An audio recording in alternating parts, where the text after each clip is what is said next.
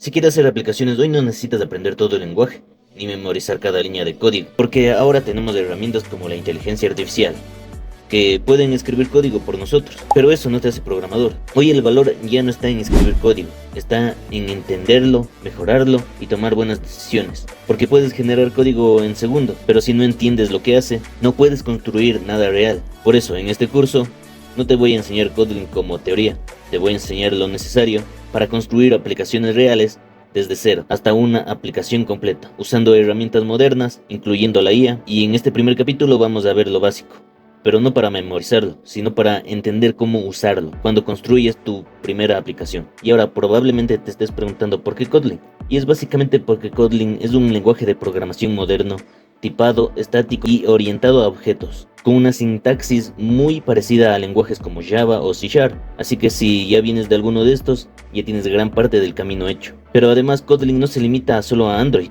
puede ejecutarse en diferentes plataformas como Kotlin JVM para aplicaciones tradicionales como Android, Kotlin JS para desarrollo web, Kotlin nativo para aplicaciones nativas, y hoy en día con Kotlin Multiplatform puedes compartir parte de tu código entre Android, iOS y otras plataformas. No es que escribes todo una sola vez, pero sí puedes reutilizar lógica importante, como datos o reglas de negocio.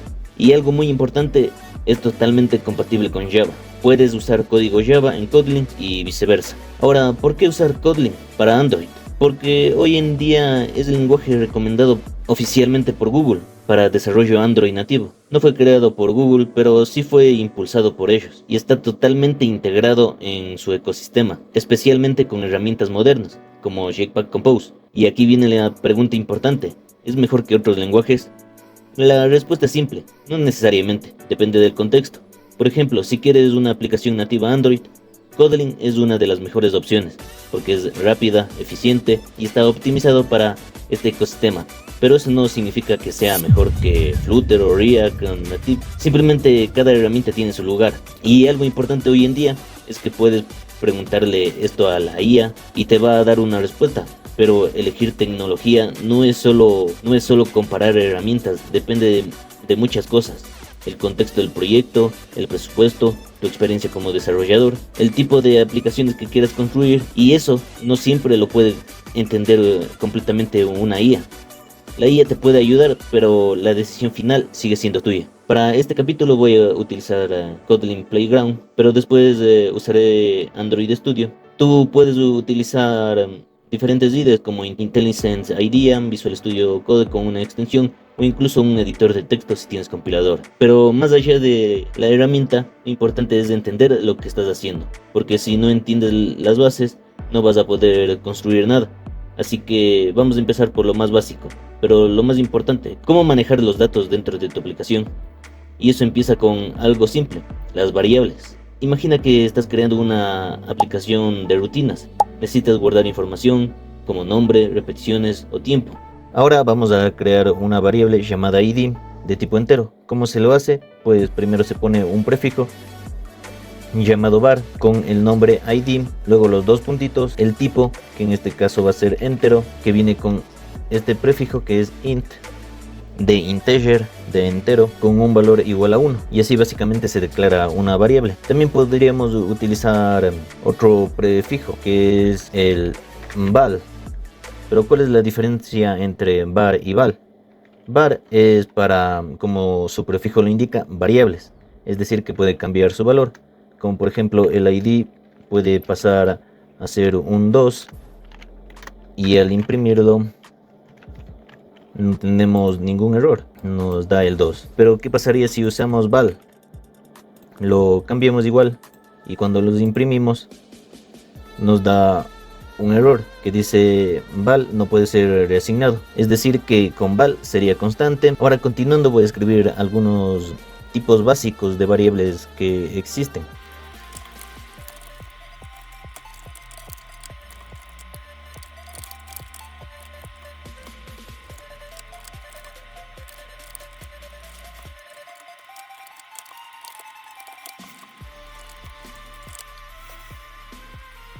Ok, aquí están algunos de los tipos básicos de variable. que existen. Primero tenemos un nombre que es tipo string, es decir, este es texto, es un tipo de texto, o mejor dicho, una cadena de texto. El que le sigue es un entero, como ya habíamos mencionado.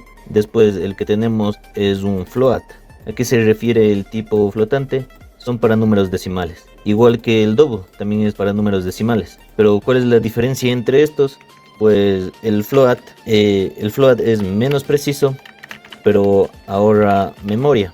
El double es más preciso y es el más usado.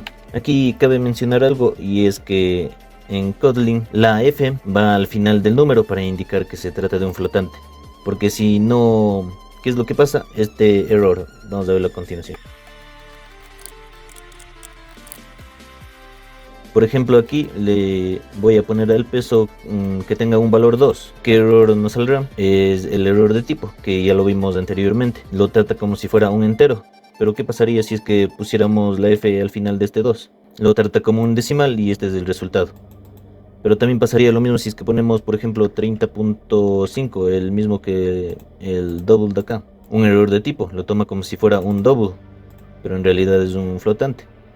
Y si le pongo una F al final, nos da el resultado. Pero aquí también hay algo importante. Los números decimales como float o double no siempre son exactos en programación. Por ejemplo, aquí, estamos aquí solamente sumando dos números decimales.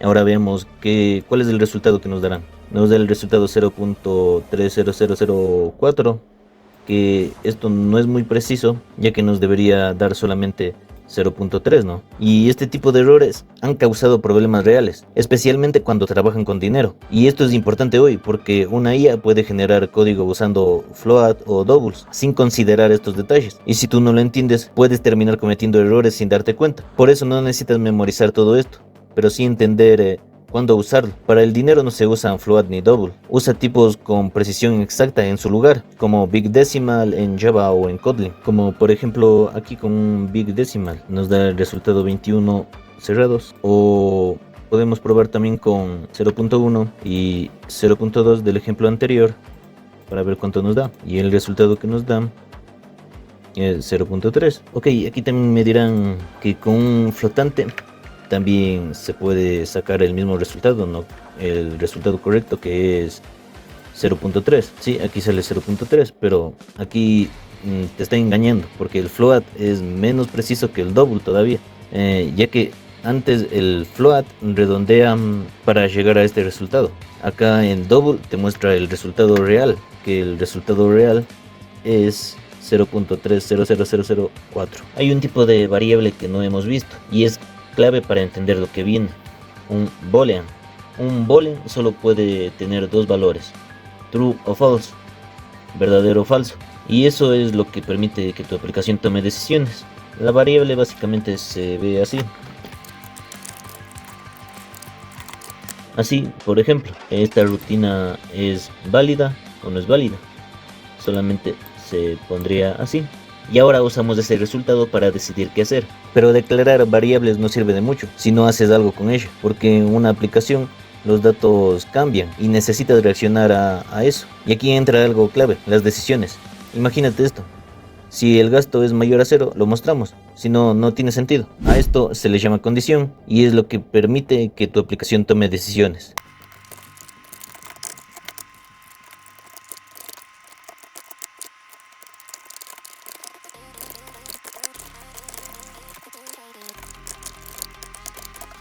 Esto se lee así: si las repeticiones son mayor a 0, entonces muestra que existen repeticiones. Caso contrario, o si no, muestra no existen repeticiones. El if significa sí, y el else significa caso contrario o si no.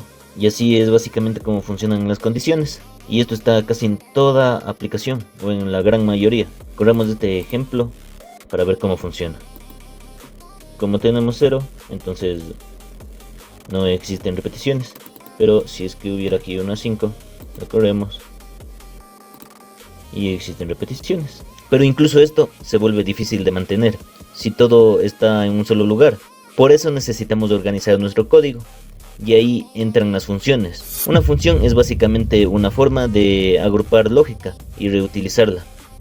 Vamos a ver a continuación un ejemplo.